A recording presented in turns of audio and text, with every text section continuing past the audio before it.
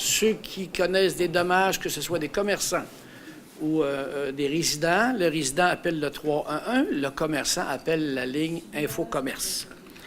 Nous signalent qu'ils ont connu des dommages.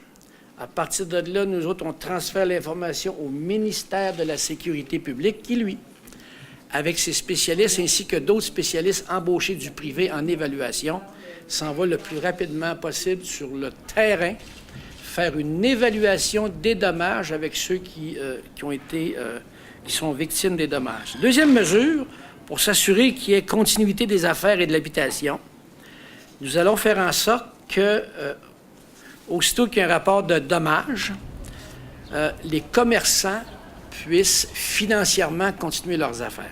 Et eux autres s'organisent pour que temporairement, ils puissent sécuriser leur commerce avec une nouvelle vitrine et une nouvelle porte.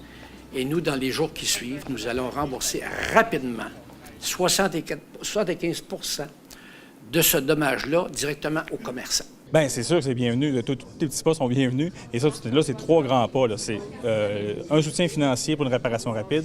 C'est un soutien de constatation des dégâts. Ça nous aide, ça nous donne un document de travail pour nos réclamations. Et en plus, ils vont être pris avec l'argent à chercher eux aussi. Donc, c'est un partenaire dans la pression à mettre pour les réclamations du 90 jours après. Je pense que cette mesure-là, ce qui va être intéressant, c'est vraiment le fait de pouvoir rapidement remettre le commerce en état de recevoir une clientèle sans qu'on ait l'air d'une zone dévastée.